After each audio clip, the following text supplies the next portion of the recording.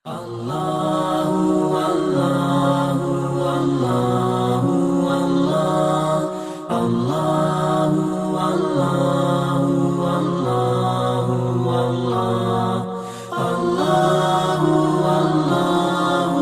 Assalamualaikum warahmatullahi taala wabarakatuh. Alhamdulillahi rabbil alamin wa bihi nasta'in wala haula wala quwata illa billahil aliyil azim.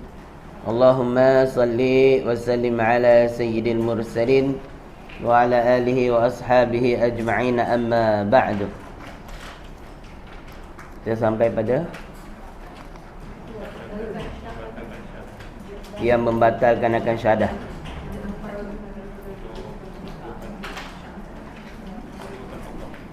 Baik.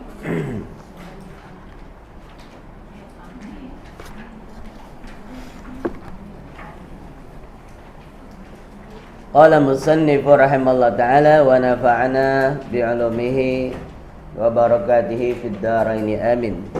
Allahumma salli wa sallim ala sayyidil mursalin wa ala alihi wa ashabihi ajma'in, amma ba'du. Qala musannif, adapun yang membatalkan akan syahadah itu, iaitu 4 perkara. Jadi syahadah kita ni dah ada syarat sah, dia ada rukun, dan dia juga ada yang membatalkan. Jadi perlu kita fahami sekaliannya supaya syahadah kita ni terjaga sampailah kita meninggal menghadap Allah Subhanahu wa taala. Sampailah kita meninggal dunia menghadap Allah, kita kena jaga ni rukun dia, syarat sah dia, kesempurnaan dia, dan yang membatalkan dia tu, supaya kita tak jadi orang yang kufur atau masuk golongan yang syaqawah, yang rugi di alam kubur nanti. Kerana ramai di kalangan ahli kubur itu yang bila dia meninggal dunia, paginya batu dia ditanam, dada dia arah kiblat, wajah dia arah kiblat. Tapi selepas daripada itu, dada dia terpaling dari kiblat, dia terbalik daripada kiblat, membelakangkan kiblat. Itu banyak terjadi pada zaman salafus soleh. Ada satu orang lelaki kerja dia korek kubur. Kerja dia tanam mayat dalam kubur tu, dia punya kerja. Tapi bila orang semua dah balik, dia curi kain kapan, dia basuh, dikeringkan, dia jual balik. Itulah kerja dia. Siang hari orang masuk dalam kubur, dia sama-sama tolong. Lepas tu dia akan buka kain kapan tu, dia bogilkan mayat tu. Kemudian dia jual kain kapan tu. Itulah kerja dia hari-hari. Bila ada kematian lah, sebab mati tu hari-hari ada. Jadi sampailah satu ketika seorang jenazah muslimah meninggal dunia.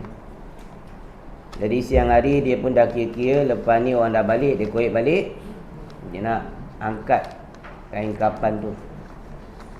Jadi tiba waktu malam, waktu sunyi orang tak ada, seperti biasa dia korek kubur tu sendiri.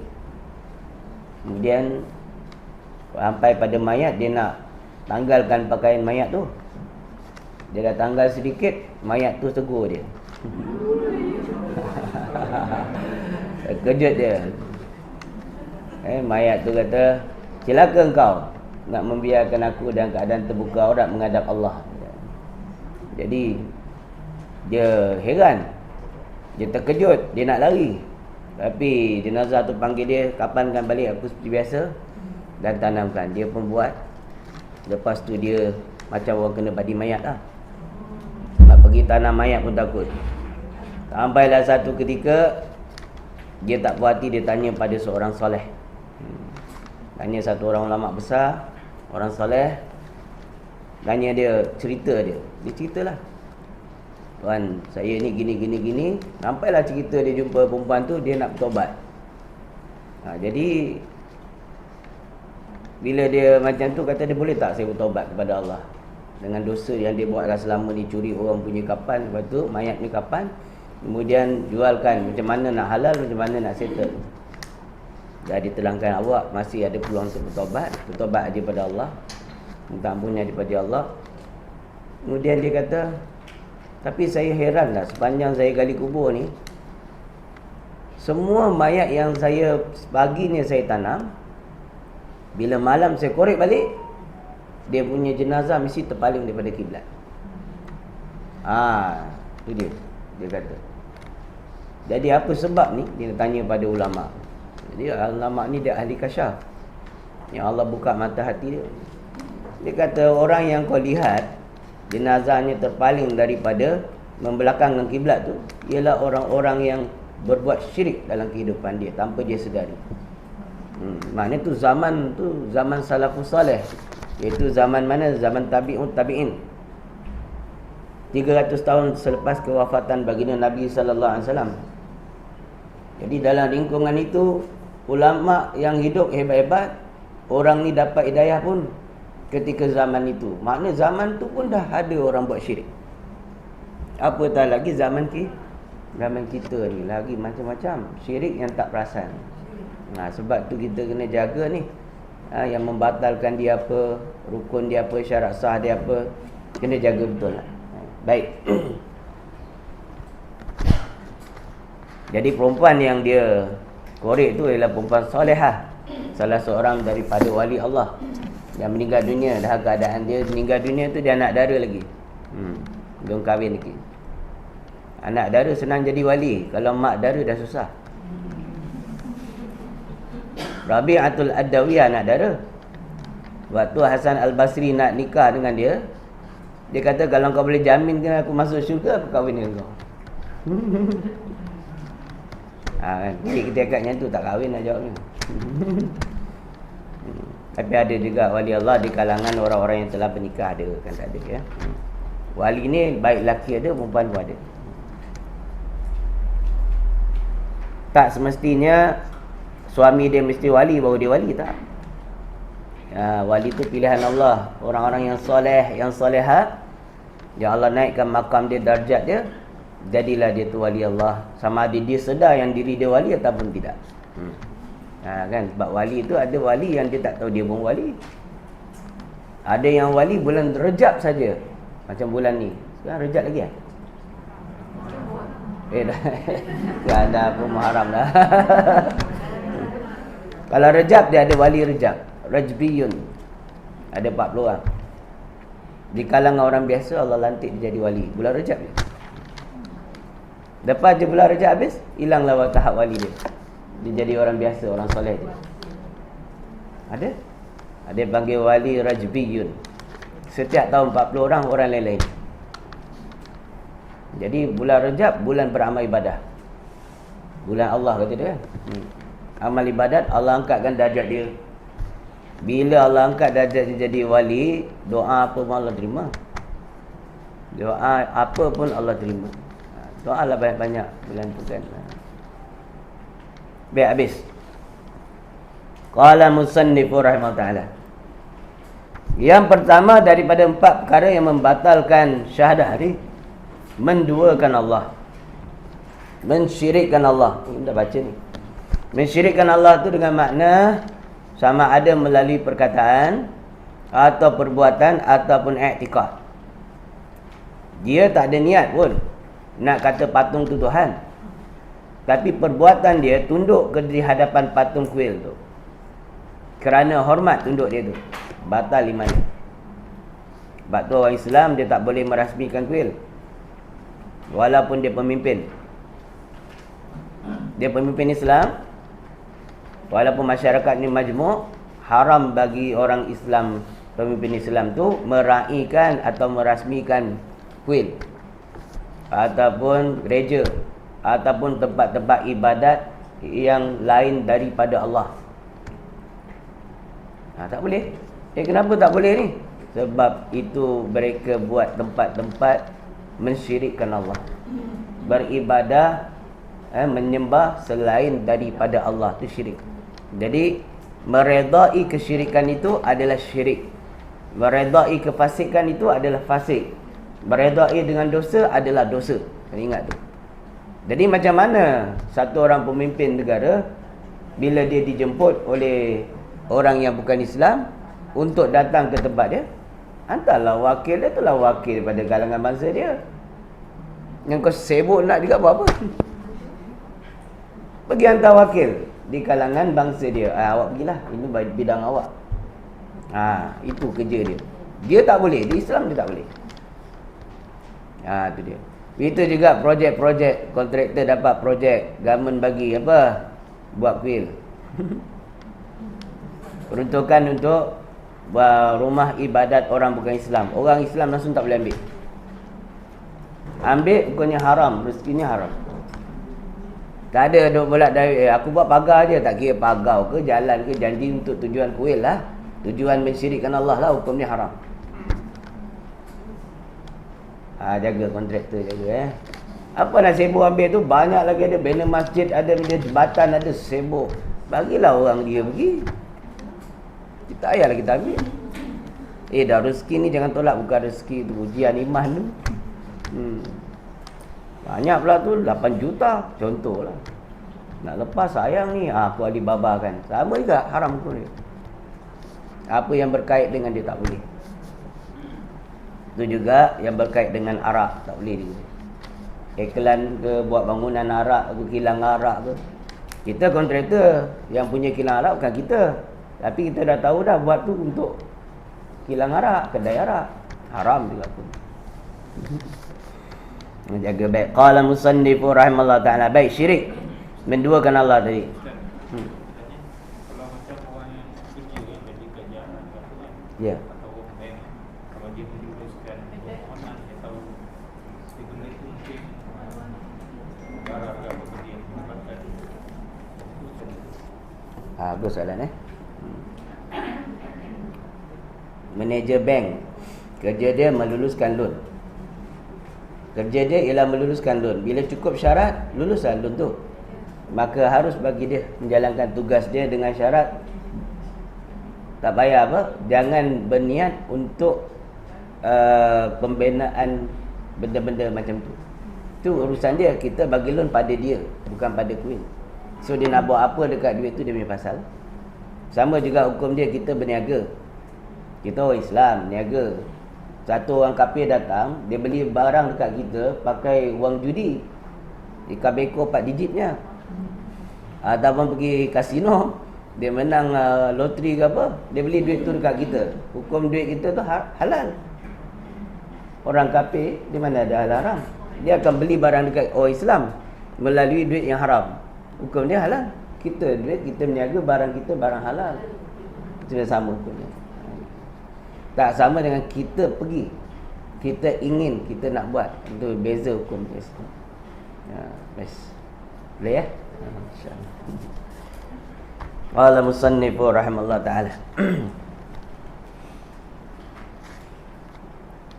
Siap cakap lagi. Ni aku jual babi tu harilah. Aku jual babi dapat untung, ni aku nak beli kau punya tanah.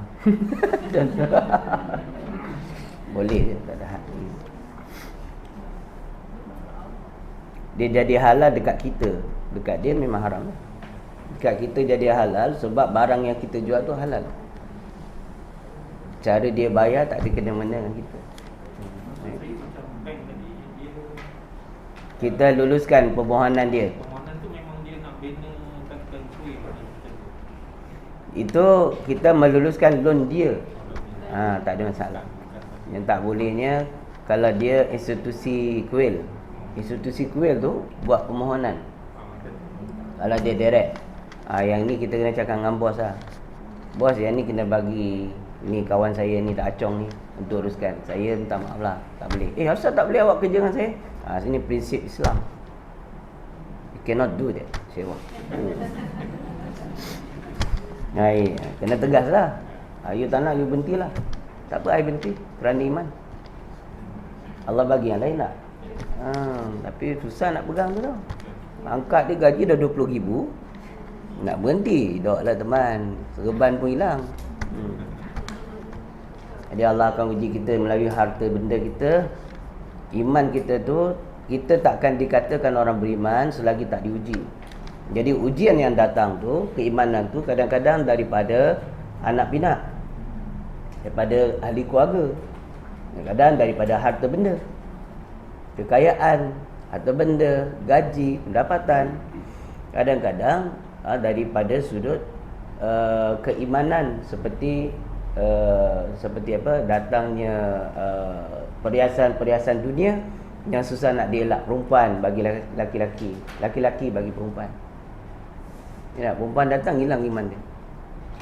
Ya, pak lebay apa semua, tapi kena goda dengan perempuan, habis tanggal semua. Banyak berlaku tu. Wali pun ada kena. Bal'am Ba'urah dengan Barsisa, dua wali.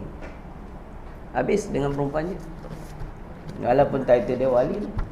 Tu ujian keimanan, bukan senang. Semua Allah bagi tolong. Baik, qala musannifu rahimallahu ta'ala. Baik.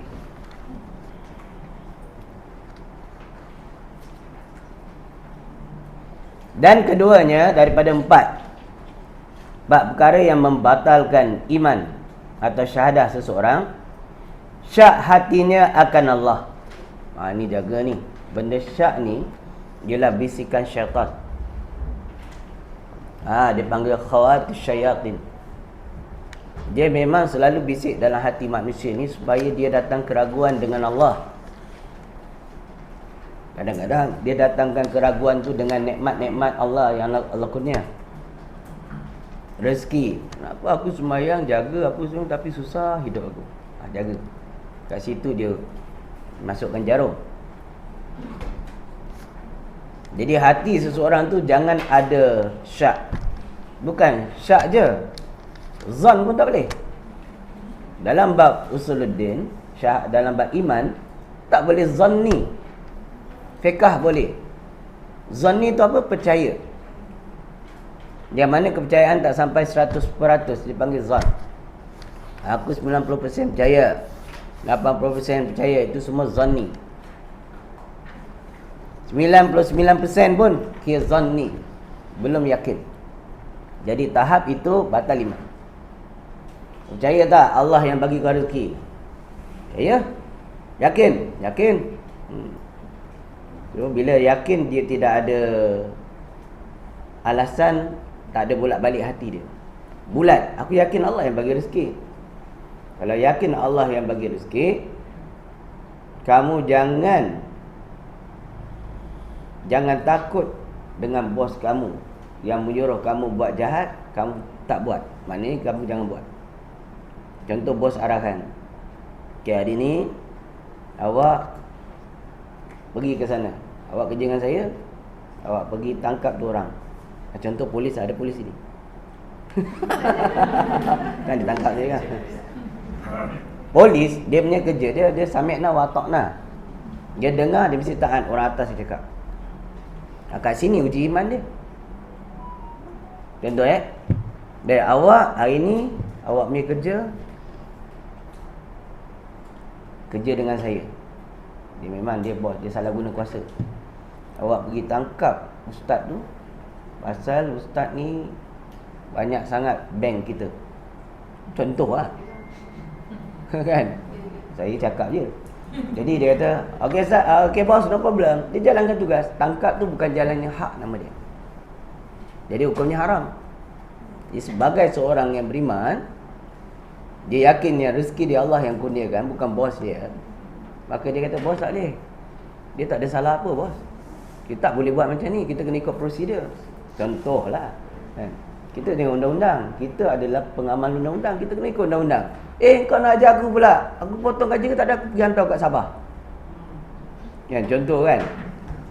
Apa dia perlu buat? Dia boleh, adakah dia terpaksa kena buat? Tak. Dia tetap kena pegang pada kebenaran. Kalau dia yakin yang rezeki dia daripada Allah, dia dapat kerja situ pun kerana Allah, dia boleh pergi ke Sabah ke mana pun Allah yang aturkan, Allah yang tetapkan, maka dia pegang dengan iman dia. Ni ujian keimanan ni kata tadi tu. Yakin tak? Dia yakin 100%. Orang ni dia tak akan berubah. Dia tak akan menuruti perintah yang menyalahi agama dia, menyalahi keimanan dia. Kan? Jadi kalau kata, alamak aku sekarang tak ikut, habislah rezeki aku.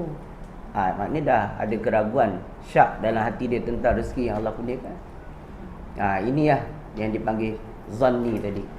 Dia percaya Allah yang bagi rezeki, tapi dalam masa yang sama dia tahu bos dia, macam seolah-olah bos dia yang menetapkan rezeki tu. Yang ni tak boleh ada pada orang beriman. Dalam bab iman dia kena buang habis. Allah bagi rezeki, mana yang benar follow, yang tak benar buang. Jadi orang yang menjaga keimanan dia tak takut dengan apa pun. Kita tengok macam ketua polis Johor kan sekarang. Oh, hebat tu orang tu. Dia tak takut dengan Daesh, IS punya orang nak tembak dia ke apa ke. Dia tetap lawan Wahabi juga. Tetap dia lawan mana ajaran sesat. Tu orang macam tu kita nak. Orang macam tu dia jaga iman dia lah. Wallahu alam. Baik. Qala musannif rahimallahu taala.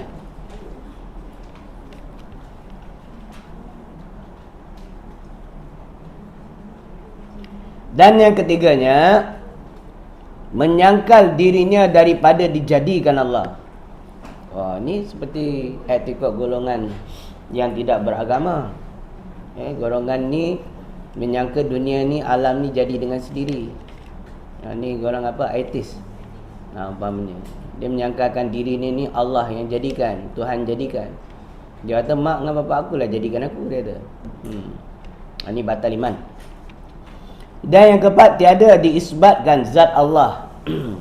Tiada diisbatkan zat Allah. Maknanya dia tidak menetapkan di dalam hati dia, dalam akal fikiran dia, kewujudan Allah. Maksudnya zat di sini ai bermakna wujudnya Allah. Dia tidak berkeyakinan yang Allah itu ada. Jadi isbat tu menetapkan di dalam hati dia sebagai satu i'tiqad, dan putus pada akal dia sebagai dalil akal dia kewujudan Allah Ta'ala. Apa dalil akal? Ada alam ni, tanda wujudnya Allah. Jadi kalau mana boleh alam jadi dengan sendiri? Secara logik akalnya, setiap benda yang ada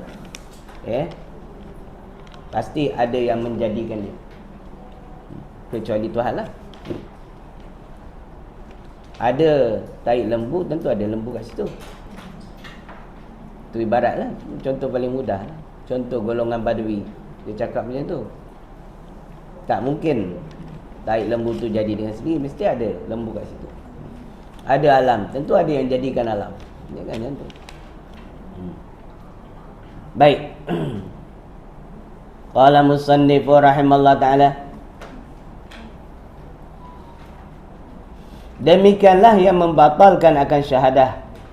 Inilah lafaznya, lafaz syahadah tu, asyhadu an la ilaha illallah wa anna muhammadar rasulullah.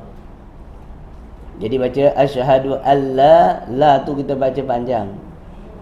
La tu baca 4 atau 5 harakat.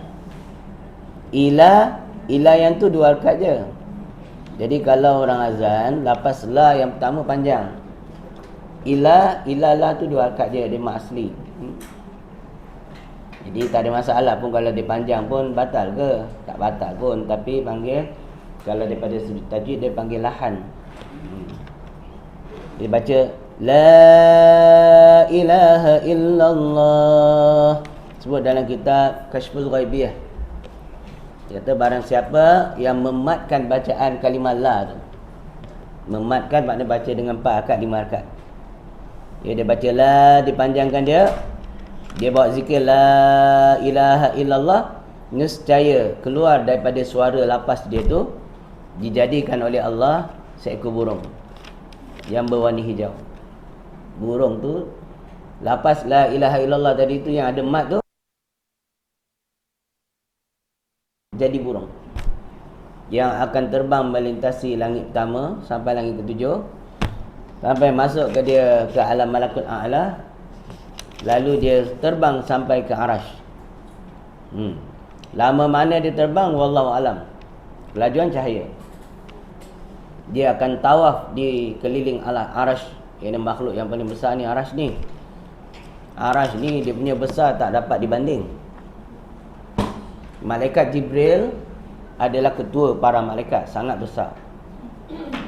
Dikhabarkan dalam kitab Kashful Ghaibiyah, sayap malaikat Jibril ni 200 kanan 200 kiri. Ada yang kata 400 400 dia punya sayap. Jadi satu daripada 400 sayap tu, dekat satu je kalau dizahirkan dengan jisim yang mana zahir, akan menggelapkan masyriq dan maghrib, timur dan barat akan gelap. Satu sayap dia. Maknanya besar. Jadi itulah rupa dia bila Nabi Muhammad SAW dapat lihat sewaktu kali pertama di Gua Hira. Macam mana dia nampak dalam Gua Hira ni? Pasal atas gua mestilah tertutup. Macam mana dia nampak? Dia panggil pandangan mata basirah.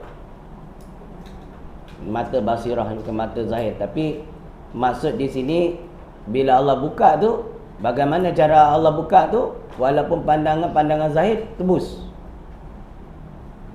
Apa kita nak heran zaman sekarang? X-ray. Kita yang tak ada mukjizat pun boleh tembus. Boleh tengok kuman. Ui, tengok dalam perut 4D pula. Anak ada rupa lagi dalam perut. Orang sekarang dia boleh dapat bayang. Oh, kita pun boleh buat, apa tak lagi mukjizat.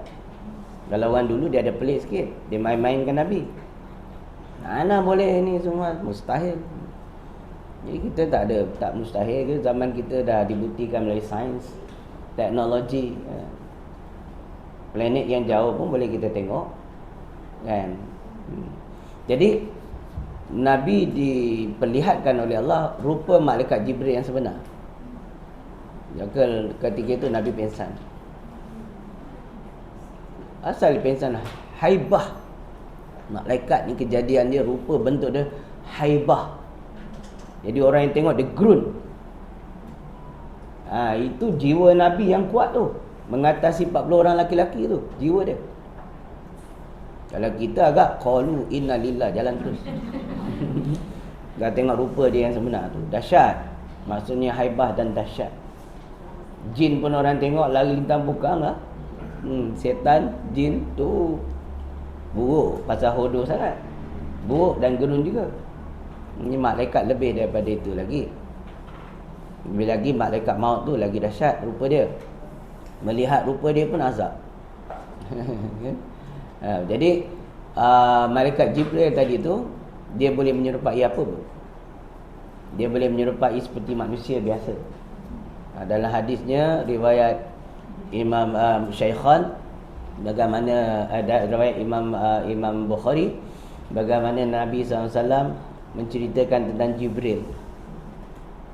Jibril tu dia menyerupai seorang laki-laki, syadidu bayadis siyabi syadidu sawadi sya'ri la yura alaihi asar as-safar la ya'rifuhu minna ahadun hatta jalasa ila nabi sallallahu alaihi wasallam. Ini dalam hadis yang panjang. Nabi kata tiba-tiba Sayyidina Umar dia kata, bainama nahnu julusun 'inda Rasulillah, sedang kami duduk-duduk di sisi Rasulullah. Kemudian dia kata tiba-tiba muncul, iz tala'a alaina rajulun, tiba-tiba muncul di hadapan kami seorang laki-laki. Ini manusia lah. Syadidu bayadis siyab, yang sangat putih pakaian dia, yang sangat hitam rambut dia. Datang-datang tu duduk berhadapan dengan Nabi, meletakkan dua lutut dia, melagakan dua lutut dengan lutut Nabi, mengambil dua telapak tangan dia letak atas paha Nabi, lalu pun bertanya, fa akhbirni anil Islam, fa akhbirni anil iman, fa akhbirni anis sa'ah. Ini dia tanya 4 soalan. Fa akhbirni anil ihsan, last sekali fa akhbirni anis sa'ah. Itu akhir sekali Nabi kata, tahu tak kamu semua sahabat siapa yang datang tadi? Dia kata Allah dan Rasul lah mengetahui. Allah dan Rasul lah yang mengetahuinya. Maka Nabi pun kata itulah malaikat Jibril yang nak mengajar kamu tentang Islam. Jadi malaikat Jibril boleh menyerupai seorang laki-laki atau apa saja barang yang nak rupa lah. Jadi malaikat Jibril yang besar tu, lebih besar daripada dia ialah malaikat yang memberi rezeki tu, malaikat Mikail. Malaikat Mikail yang menurunkan hujan dan menguruskan soal rezeki. Dia punya besar 100 kali ganda daripada malaikat Jibril. Tapi dia bukan ketua malaikat Jibril. 100 kali ganda, besar tu. Kemudian lebih besar daripada dia malaikat maut Israel. Lebih besar 100 kali ganda daripada Mikail. Jadi malaikat yang menyambut nyawa orang ni besar sangat. Dia besar, fizikal dia daripada sudut kejadian dia. Lebih besar daripada dia ialah malaikat penjaga tiang arash. Malaikat hafazah 4 malaikat, nanti jadi 8 malaikat yang menanggung tiang arash. Maknanya dia letak dekat bahu dia. Dia lagi besar 100 kali ganda daripada malaikat Israel cabut nyawa tu.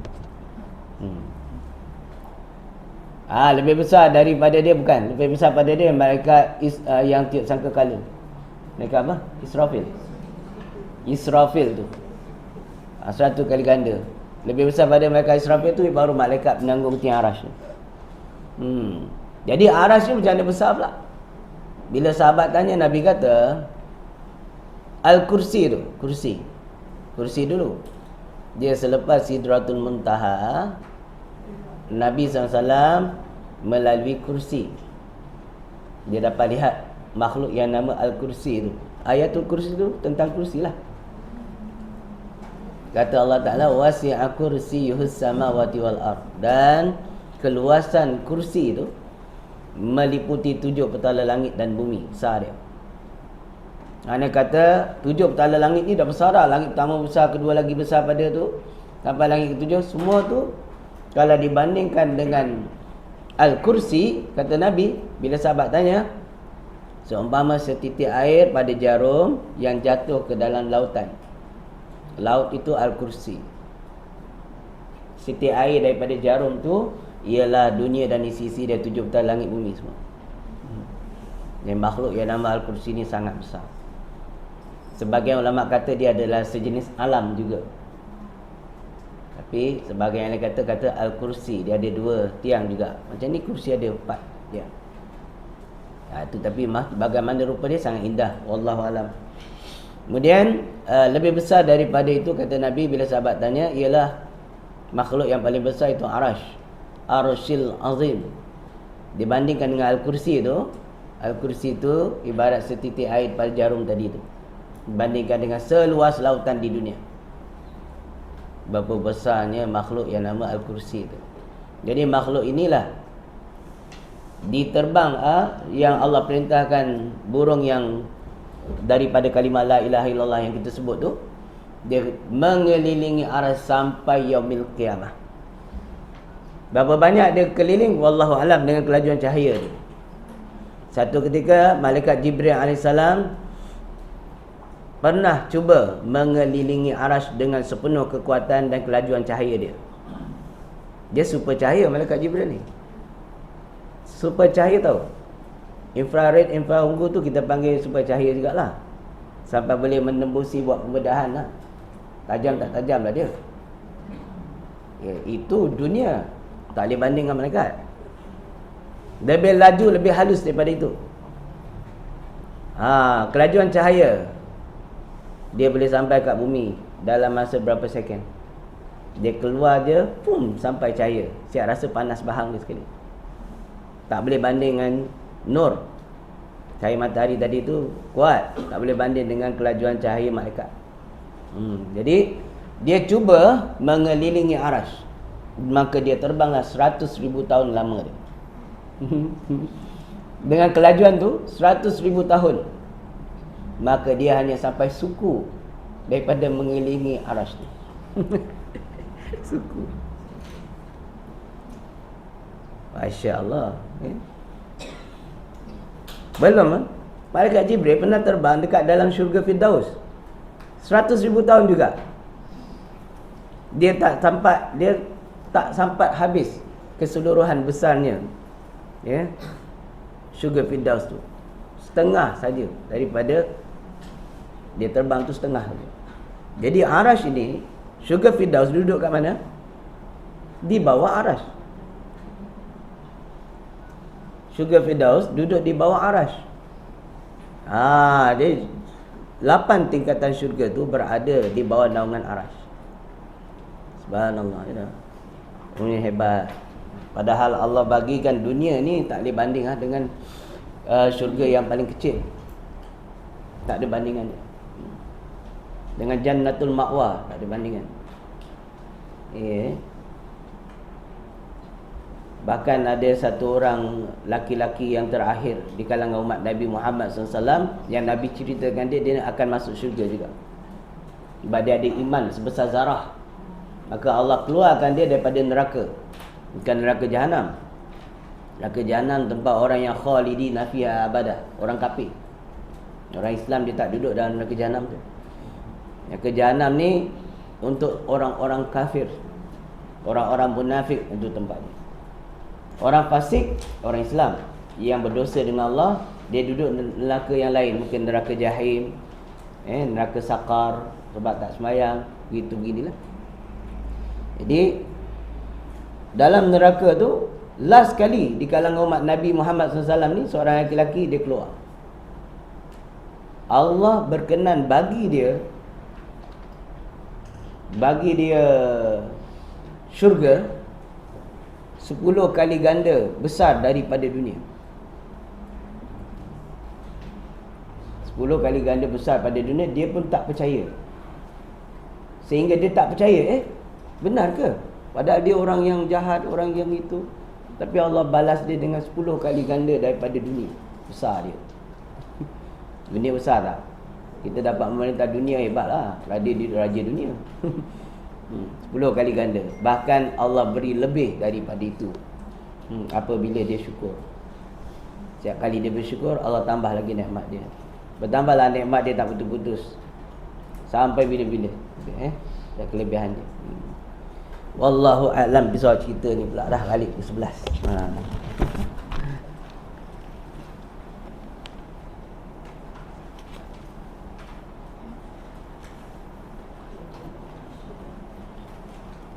Kemudian wa anna Muhammadar Rasulullah. Jadi disandingkan kalimah syahadah ni dipanggil syahadatain. Ada bersaksi bahawa Allah sebagai Tuhan kita, mengisbatkan Allah sebagai Tuhan yang esa, Tuhan yang satu, tidak ada Tuhan melainkan dia. Kemudian Muhammadar Rasulullah, dan mengisbatkan akan kerasulan baginda Nabi sallallahu alaihi wasallam. Jadi ini adalah kalimah syahadah. Artinya naik saksi aku dengan i'tikad yang yakin bahawa tiada Tuhan yang disembah dengan sebenar-benarnya melainkan Allah, dan naik saksi aku dengan i'tikad yang yakin bahawasanya Nabi Muhammad itu sebenar-benarnya pesuruh Allah. Jadi dia kata sebut sini yakin. Jadi yakin ni dia beza dengan percaya. Percaya tahapnya tak sampai 100%. Yakin dia 100%. Jadi dalam soal iman dia kena 100%.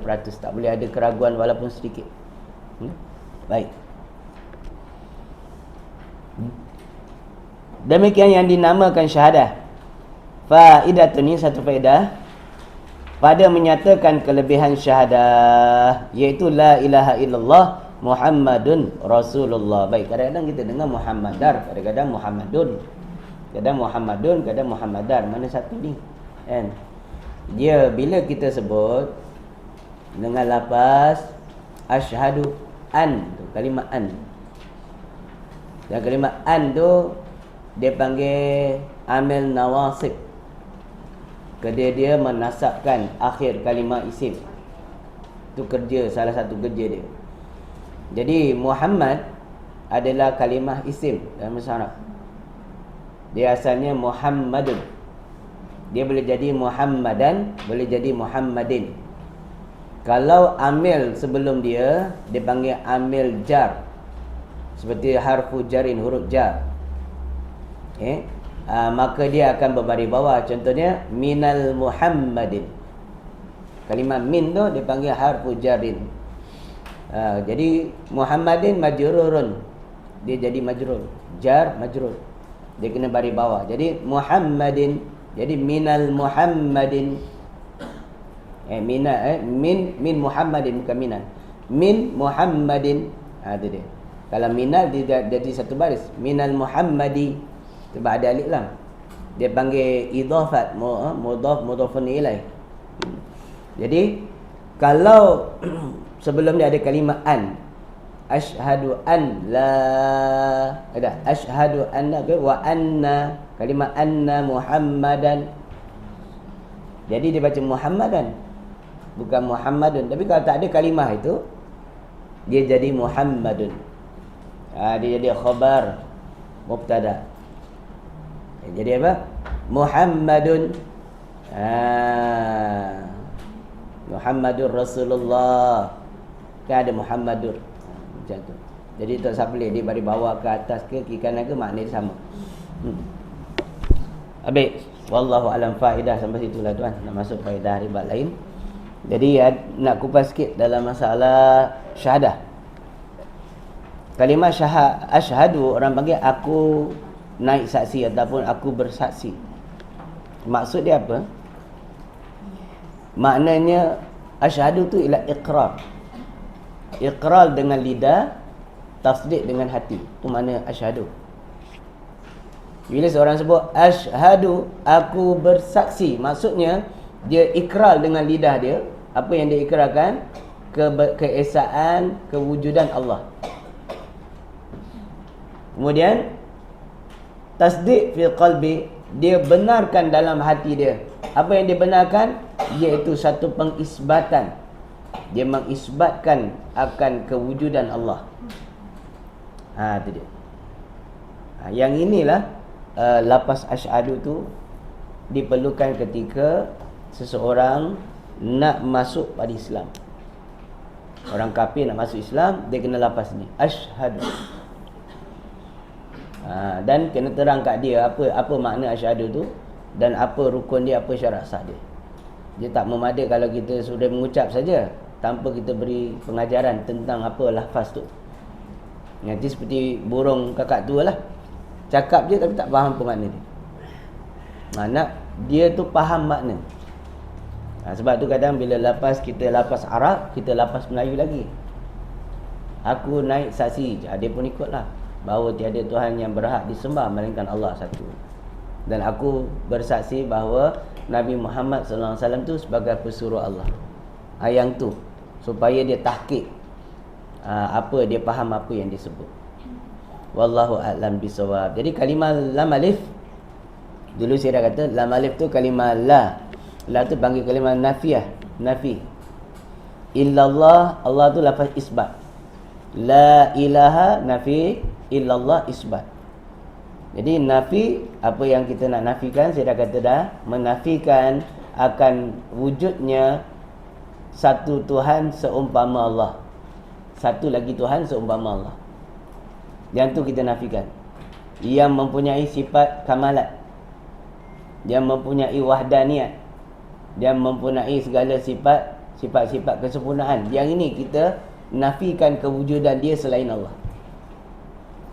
Dan isbat, apa yang isbatkan? Hanya senya Allah Ta'ala lah sebagai Tuhan yang memiliki sekalian alam, tiada lain. Jadi segala sembahan orang kafir yang orang dakwa sebagai Tuhan, tak perlu kita nafikan, sebab memang hakikatnya bukan Tuhan. Jadi sebenar-benar Tuhan, hakikat Tuhan, ialah yang menciptakan segala sesuatu, termasuklah orang kafir itu sendiri, termasuklah sembahan-sembahan orang kafir itu sendiri. Ya. Jadi faham dekat sini, jangan kita menafikan ketuhanan orang-orang kafir. Tak. Kerana apa? Konsep yang salah. Bila kita menafikan dia, maknanya kita telah mengisbatkan dia dulu. Kita tahu, kita telah menyangka yang dia tu Tuhan, kemudian kita nafikan dia. Itu tak betul konsep tu. Konsep itu juga mirip kepada kesyirikan. Jadi kita kena nafi fardu takdir, iaitu benda yang memang tak wujud pun. Benda tu memang tak akan wujud. Kita menafikan dia kerana dia memang tak akan wujud. Kita nak menafikan buat apa? Sebab tahqiqul kalam je. Nak bagi tahu bahawasanya memang tak akan ada Tuhan yang lain selain daripada Allah. Baik. Jelas kat situ apa nafi dan nisbat dia. Wallahu a'lam bisawab. Ada soalan tak kat sini? Kita buka soalan lah. 15 minit lagi. Allah tu sudah cukup sebab Baik, soalan dia, kalau kita ada syak pada Allah atau pada rezeki Allah atau pada makhluk ciptaan Allah, tak? Syak ni lah duduk tengah-tengah 50-50. Waham hampir kepada tak percaya. Mungkin 30% dia percaya, 10% dia percaya, lain semua tak percaya. Itu waham. Zon hampir pada percaya. 90% percaya, 80% percaya. Macam tu. Ada 10% ke 1% tak percaya. Jadi maksud dia, kalau kita datang syak, yakni satu bisikan was-was daripada syaitan yang bernama waswasah, dia akan membisik dalam hati kita untuk mewaskan kita tentang keimanan, tentang tauhid. Hendaklah kita tolak dia, lawan dia. Jangan kasih dia hinggap menjadi pegangan. Selagi mana bila dia datang, kita tolak. Astaghfirullahalazim, la ilaha illallah, la ilaha illallah wahdahu la syarikalah. Macam tu kita baca. Selagi kita dapat tolak yang macam tu, kita tak perlu bersyahadah. Yang nak perlu bersyahadah ni, kalau sekiranya seseorang itu meyakini apa yang dia syak, baru batal iman dia, wajib bersyahadah semua. Jadi bila datang, kita tolakkan dia dengan istighfar dan juga lafaz tauhid. La ilaha illallah wahdahu la syarikalah, lahul mulku wa lahul hamdu, yuhyi wa yumiitu wa huwa ala kulli syai'in qadir. Ini bacaan yang disunatkan baca 10 kali selepas sembahyang.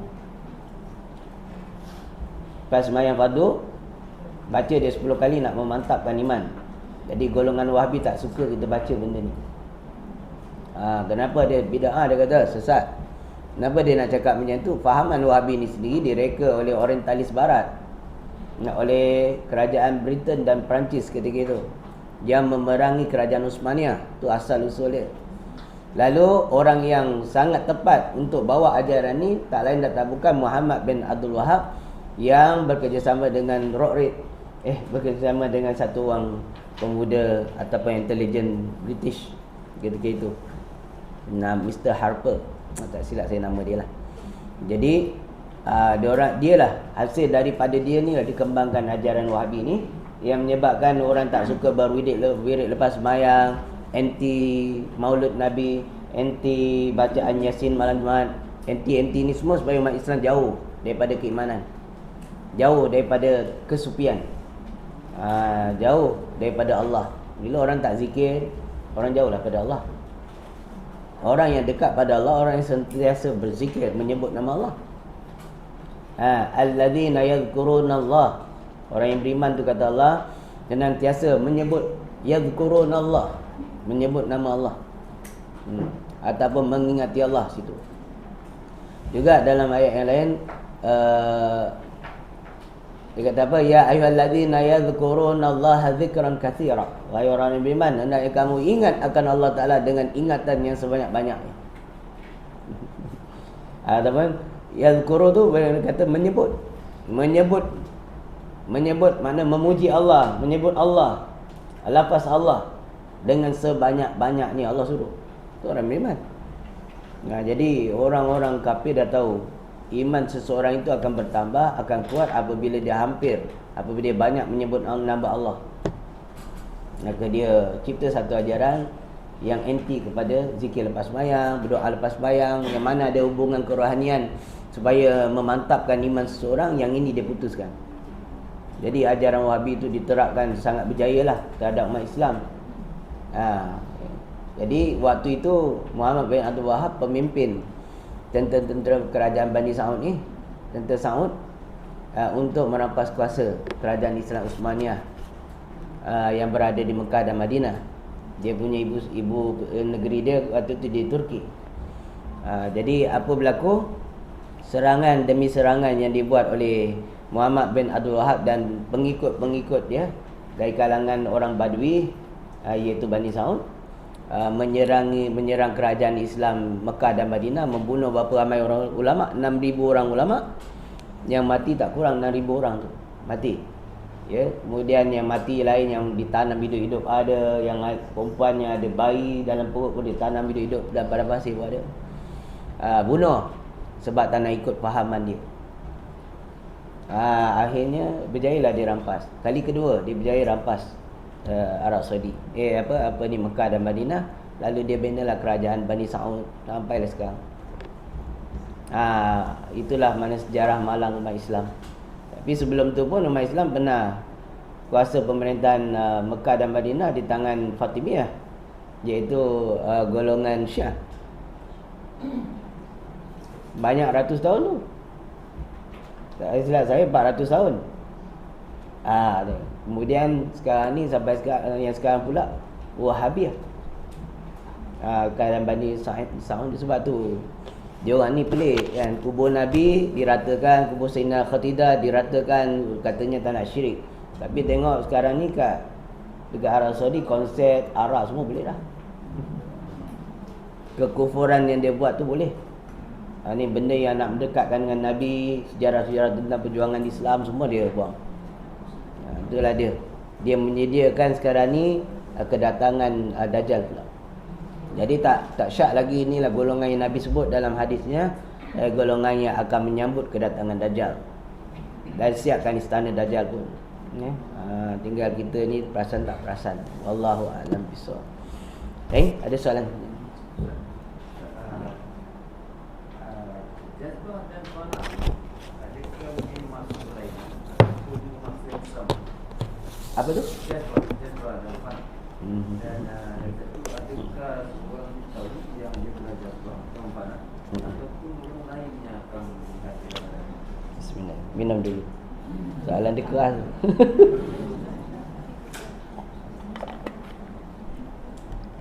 Jazbah dan fana dua-duanya dalam bab kesupian.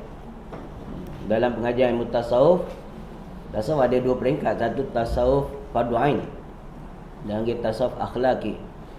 Yang kedua dipanggil tasawuf fardu kifayah. Dia dah masuk dalam bab yang halus-halus dalam pengajian kesupian. Di antara pengajian yang halusnya ialah bab fana. Imam Ghazali sebut dalam kitab dia bab sakar, bab fana, bab roja, bab sakar, bab fana, bab baqa. Jadi fana dan baqa juga ada disebut dalam bab tauhid. Jadi baqa dan fana daripada sudut tauhid tak sama dengan makam baqa dan fana dari sudut sufi tasawuf. Beza. Yang sebut fana iaitu makhluk semua binasa. Baqa Allah kekal. Lain pada Allah takkan kekal, melainkan yang dikekalkan oleh Allah, yang dikehendaki oleh Allah untuk kekal. Jadi yang dimasukkan oleh pertanyaan tuan ni tadi ialah fana daripada sudut kesupian. Fana ni dia satu hal yang berlaku pada seseorang yang sampai pada martabat terlerai kesedaran panca indera dia yang zahir dan batin diri dia sendiri. Hanya yang ada kesedaran dia yang ada ketika itu ialah bergenang di dalam lautan makrifat kepada Allah. Diri dia pun dia tak ingat, siapa pun di sekelilingnya dia tak ingat, dia ada kat mana pun dia tak ingat. Hilang kesedaran akal dia. Akal dia bukan tak ada, hilang. Tak function ketika itu. Akal tu berfungsi macam biasa, tapi dia tak ingat ke itu, dia hilang. Binasa.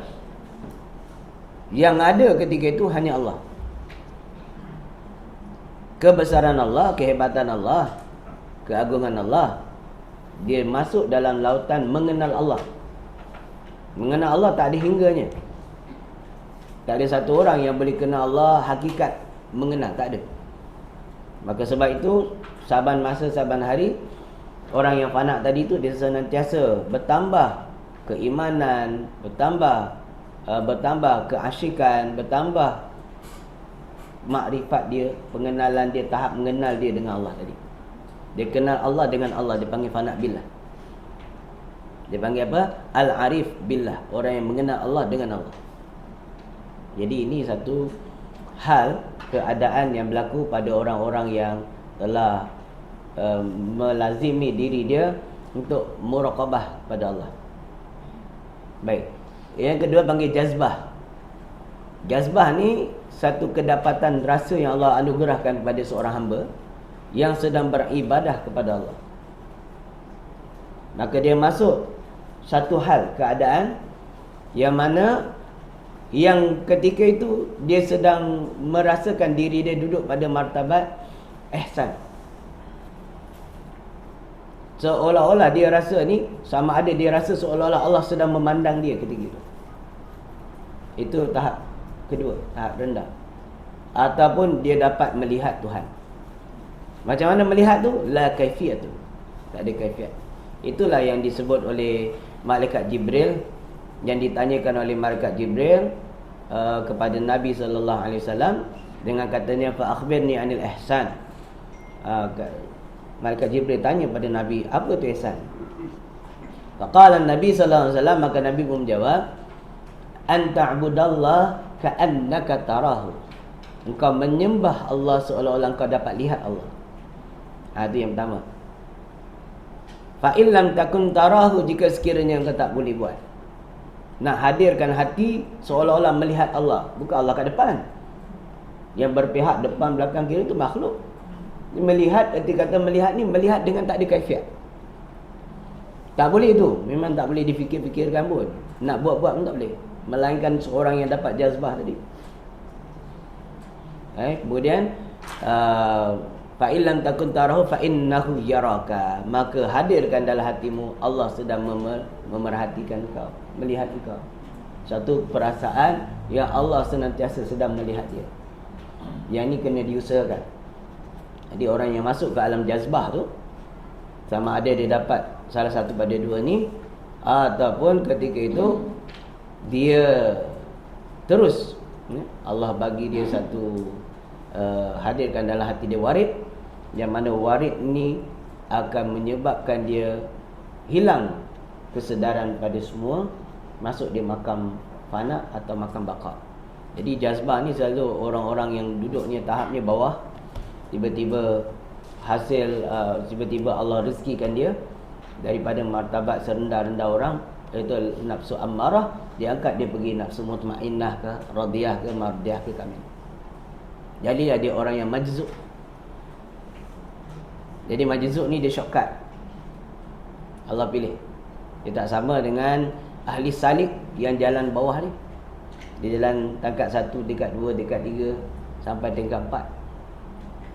Jadi orang yang majzub ni, dia kalau jatuh habis.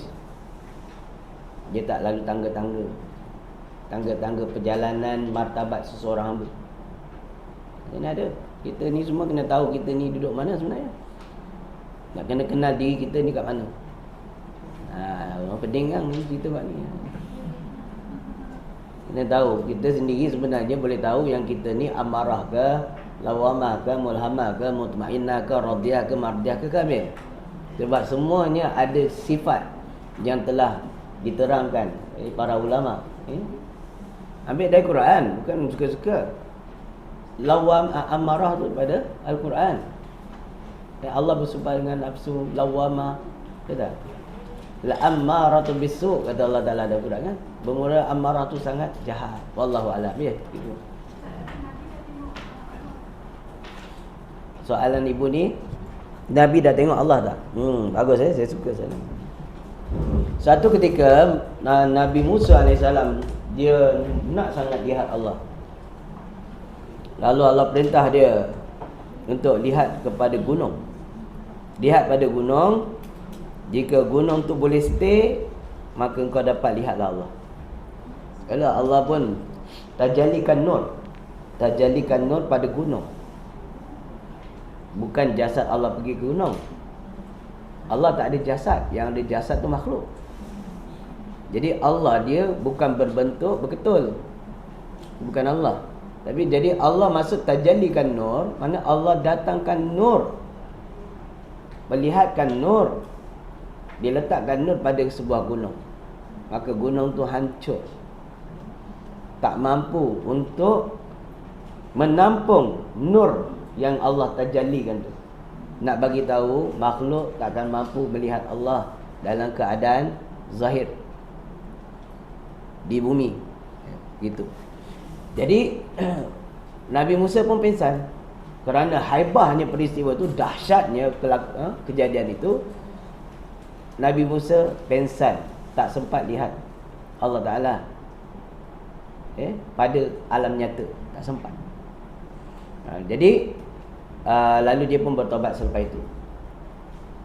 Dan soalan dia tadi, Nabi Muhammad SAW pernah ke melihat Allah? Maka waktu peristiwa Isra' wal Mi'raj, baginda Nabi SAW memang dapat melihat Allah. Melihat bukan di hadapan dia, bukan di belakang, bukan di atas, bukan di bawah. Tapi dia melihat di suatu dia melihat Allah Ta'ala tu hal keadaan tidak ada kaifiat. Tak ada kaifiat, mana tidak ada cara untuk terangkan. Sebab tak ada contohnya yang boleh dibuat terang dekat bumi ni. Tak ada contoh dia. Bukan lebar, bukan panjang, bukan cahaya. Apa yang ada dalam ilmu pengetahuan akal manusia tak boleh mentafsirkan tentang Allah. Jadi bila sahabat tanya, kaifa rabbuk, bagaimana keadaan Tuhan tu? Nabi kata apa? La kaifiyah. Tak ada cara untuk aku terangkan, maksud dia. Tak ada contoh dia. Yang ada contoh semua makhluk. Jadi Tuhan tak ada contoh. Saya suka Profesor Dr. Harundin. Siapa suka tanya soalan ni? Memang panjang sikit nak kena urai. Profesor Dr. Harundin arwah ni, dia pernah buat perbandingan. Buat satu benda cerita yang boleh mendatangkan faham kita tentang apa maksud la kaifiyah. Tak ada kaifiat tu, tak ada ilmu nak urai. Dia buat contoh, best contoh dia. Kita pergi sebuah kolam, kita tangkap seekor ikan. Katakan ikan pelaga. Tangkap dia, masukkan dalam botol. Botol transparent, boleh nampak luar. Kita angkat dia, dia duduk dalam air lah. Sambil kita jalan tu, ikan tu akan pandang kiri, kanan, depan, belakang. Kenapa? Sebab apa yang dia lihat dekat atas daripada air ni tak ada kat dalam kepompong kehidupan dia. Dia dapat lihat Mercedes 350. Dia dapat lihat motor pandai gali. Cantik motor pandai gali tu. Mana ada dalam kampung dia. Dia dapat lihat macam-macam dekat atas. Jadi bila satu masa orang yang beli ikan pelaga ni, alah, lepaskan air lah, kesian dia. Dia lepas balik kolam.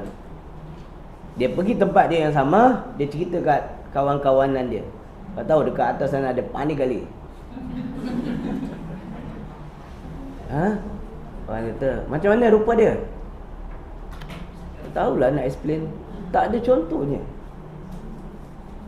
Ada lagi satu Mercedes kat sana. Tak ada contoh. Tak ada Mercedes dalam kolam tu, mana ada. Faham tak? Jadi Nabi SAW bila ditanya oleh para sahabat bagaimana Allah Ta'ala yang Nabi dapat lihat, Nabi kata, apa guna Allah wujud tapi tak ada contohnya.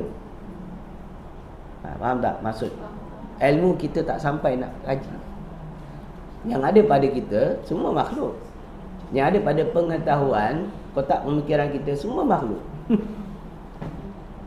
Wallahu alam bisawab. Betul. Tanya lagi soalan ni. Ya dah. Tanya tapi nak tanya juga. Sila sila. Baca satu tafsiran ayat. Semua roh. Ayat salin, ya. Semua roh sebelum pergi kepada makhluk, dia kata telah melihat Allah. Cuma bila dah masuk dalam jasad, dia punya rintangan akal dan nafsu. Tapi kata semua. Bagus. Memang satu ketika bila Allah bertanya kepada para roh, Allah kata, alastu bi rabbikum, adakah tidak aku ini Tuhan bagi kamu semua?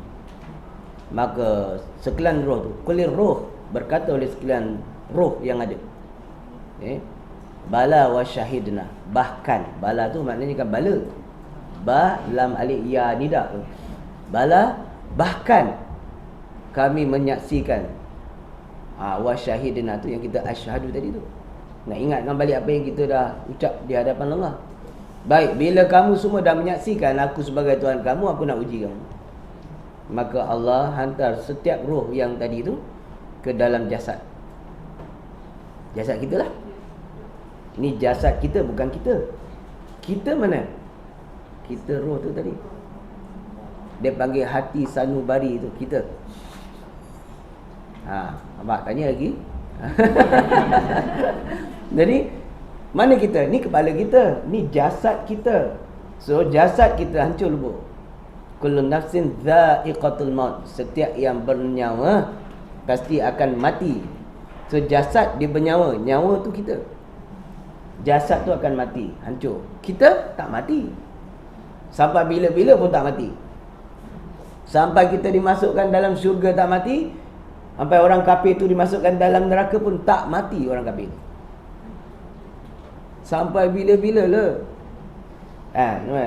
Jannatu adnin tajri min tahtiha anhar khalidina fiha abada. Orang-orang yang beriman, mereka itu yang beramal soleh, dimasukkan oleh Allah ke dalam syurga yang mana mengalir di bawahnya sungai. Sungai madu, sungai itu, 3 sungai itu, yang mana mereka itu hidup khalidina fiha abada, selama-lamanya. Itu juga dalam ayat suratul Baqarah Allah sebut walladzina kafaru wa kazzabu bi ayatina ulaika ashabun nar hum fiha khalidun. Dan bermula segala orang-orang yang kafir dan orang-orang yang mendustakan akan hukum hakam kami. Kata Allah Ta'ala, mereka ni semua ahli neraka. Mereka ahli neraka dia. Hum fiha khalidun. Duduk dalam neraka tu selama-lamanya. Siapa tu? Orang yang dimasukkan sini ialah roh tadi. Itulah roh. Jadi roh ni sifat dia ada permulaan tapi tidak ada pengakhiran.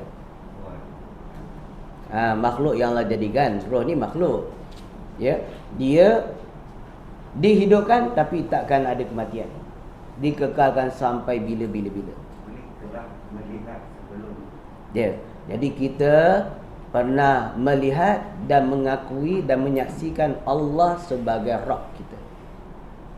Jadi bila Allah uji kita dalam jasad, dia beri kita akal dengan nafsu tadi sebagai rintangan dia, kita kena wajib hukumnya mengenal, mencari Tuhan tu.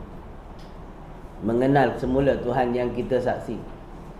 Jadi Allah yang maha adil mengutuskan Rasul dan mendatangkan Al-Quran supaya kita boleh kenal dia. Ambil Quran, ambil sunnah Nabi, Nabi sebagai pesuruh Allah tu mengajarkan kita jalan untuk kita pulang lah, untuk mengenal Allah semula. Maka dengan sebab tu Allah sebut dalam Quran, tidak aku jadikan jin dan manusia. Wa ma khalaqtul jinna wal ins illa liya'budun. Aku tak jadikan jin dan manusia tu melainkan kecuali tujuan aku jadikan tu supaya menyembah oleh sekalian mereka itu akan aku. Menyembah tu dengan maksud mengesakan atau mengenal akan daku. Tidak akan menyembah oleh seseorang melainkan dia kenal, dia mengesakan. Jadi tujuan sujud, rukuk ialah sebab nak mengesakan Allah Subhanahu wa taala. Wallahu a'lam bisawab. Panjang tu kalau urai 3 hari 3 malam tak habis. Satu soalan. Hari ya. Okey. Soalan ni, lepas ni saya bagi tahu isteri saya. Ini ustaz ni cerita tau, bukan saya cerita.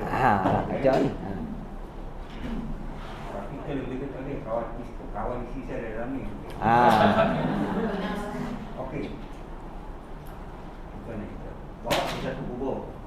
Okey. Melawat kubur. Saya kurang. Saya tinggalkan jarak lebih kurang dalam 50 meter. Saya pergi tempat lain. Saya nampak dia dah mana. Allah. Dan orang menangis. Ramai ke? 93 orang. Mana tempatnya? Kan? Dalam kubur. Kanan. Saya pergi suri lagi. Memang. Air dalam lah senang kita. Mak jauh balik sana. Dia kata, bila Siang ke malam? siang jam 12. Okey. Dia memang sampai sekarang masih terfikir-fikir yang aku kalau di sana tu menangis, menjerit, aku tak kisah. Tapi yang Apa saya nak nakal? Bagus Dia dalam bab mukasyafah, dia ada beberapa bahagian. Dia ada satu dipanggil kasyaf telinga, ada kasyaf mata, ada kasyaf hati. Tapi itu bukanlah hakikat kasyaf. Bukan gangguan Bukan. Dia gini, kadang-kadang Allah nak bagi satu hikmah dekat dia. Kita tak dengar, awak tak dengar. Kan. Jadi bukan berarti awak dia lebih mulia pada awak, bukan tu maksud dia. Maksud dia Allah beri tu sesuatu tu ada hikmah.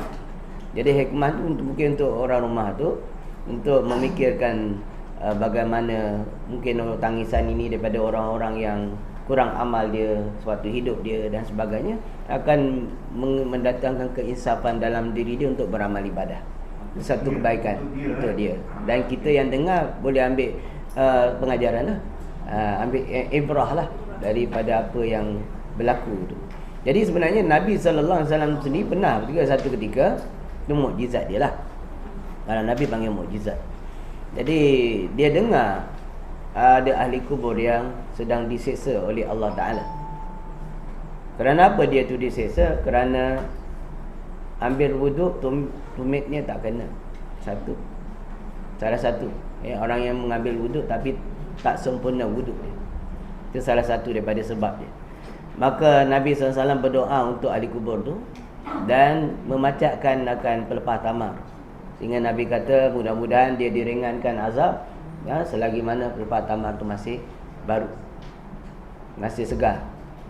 Itulah dasarnya batu nisan, dan dasarnya orang nak letak batu hidup lah, nak ambil manfaat daripada batu hidup tu dan sebagainya lah. Jadi sebenarnya itu mukjizat Nabi. Saya boleh beriktibar sekarang, lupakan yang dalam tu, kita ni, diri kita yang kena perbaikilah nanti. Ya, itulah baiki diri kita. Wallahu a'lam. Lain? Batu nisan tu, Ya. lebih baik batu nisan ke lebih baik batu real tu? Betul tu batu. Batu. Okey, bagus soalan ni.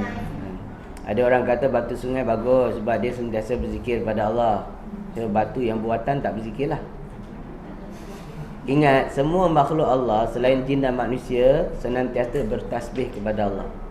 Tak kira dia bahan apa, besi ke, batu ke, kayu ke, tumbuh-tumbuhan ke, dia tetap berzikir pada Allah. Tapi setiap perkara makhluk Allah ni ada kelebihan masing-masing. Sebab tu dalam sebuah hadis Nabi sebut, uzkurillaha inda kulli hajarin wasajarin. Hendaklah ingat oleh kamu akan Allah, yakni berzikir, mengingati Allah tu di sisi kayu-kayu dan batu-batu. Kenapa? Kenapa nak ingat di sisi kayu dan batu-batu? Mana kayu ada kelebihan, batu juga ada kelebihan. Jadi yang namanya batu, kata ulama, seelok-eloknya batu yang kita ambil batu hidup lah orang panggil. Jadi orang pun letaklah batu hidup. Sebab senantiasa dapat ingat Allah dan sebagainya. Cuma bagi saya, semua makhluk Allah tu dia berzikir. Tak kira batu hidup ke, orang kata batu mati ke, dia tetap berzikir pada Allah. Yang tak berzikir ni yang selalu lalai manusia dan jin. Jadi kalau kita letak batu nisan pun boleh, letak batu hidup pun boleh. Cuma bezanya letak batu hidup tu susah kita nak menulisnya. Tak tahu siapa punya kubur. Kalau kita seorang je itu senang ingat, anak cucu boleh ingat. Tapi kalau ramai tahu itu je, macam dekat Arab Saudi, habis lah, tak ingat siapa punya kubur. Wallahu a'lam. Lain.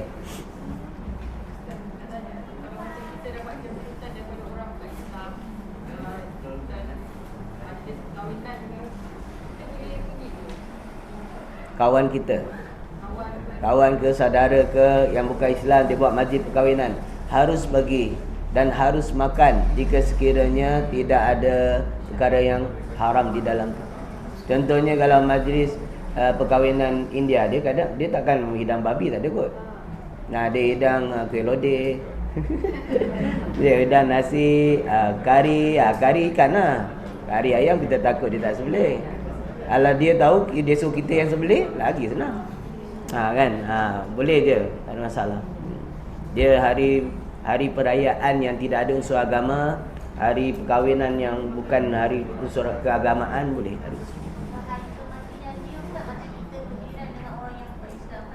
Nak pergi tengok sekali atau ziarah sekali. Boleh ucap taziah boleh. Ucap taziah dekat dia, sama-sama hantar ke jerat dia ke. Tak apa. Boleh. Tak ada masalah pun. Dia harus dia. Melainkan kalau dia ada upacara keagamaan tak boleh. Tak boleh follow upacara keagamaan dia tu. Ya.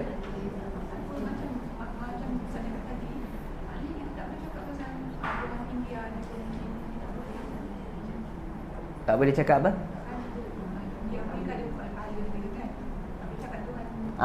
Ya, bagus. Saya suka ni. Soalan lama saya tunggu.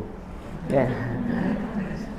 Sebagai orang Islam, Muslim, mukmin, dia tak boleh cakap perkataan ini tau. Bila anak dia tanya, cucu dia tanya, apa orang India tu buat tu? Dia sembah dia punya Tuhan lah. Cakap macam ni batal iman. Walaupun hati tak cakap macam tu, tapi dengan mulut dia batal iman. Dia batal iman dengan 3 perkara ni tak berajak pada niat. Dengan perkataan, dengan perbuatan, tak berajak pada niat. Buat dia jatuh kufur, kafir.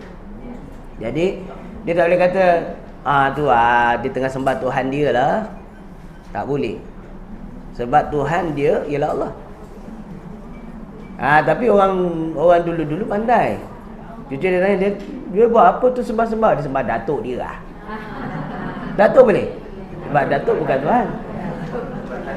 Dia sembah dia punya dewa-dewa lah. Dewa bukan Tuhan. Jadi kalau dia sebut tu, kena hati-hati. Jangan cakap macam tu. Sebab Tuhan sesuatu ialah Allah. Siapa pun dia, Tuhan dia hanya Allah. Itu terlibat macam syirik jali lah. Syirik jali tu. Itu syirik jali. Jangan buat kerja. Batal iman tu. Wallahu a'lam. Lain? Dah ya? Alhamdulillah, Allah menarik qulubana min hidayah kama abadan bi rahmatika ya arhamar rahimin. Walhamdulillahirabbil alamin. Taqabbalallahu minkum. Allah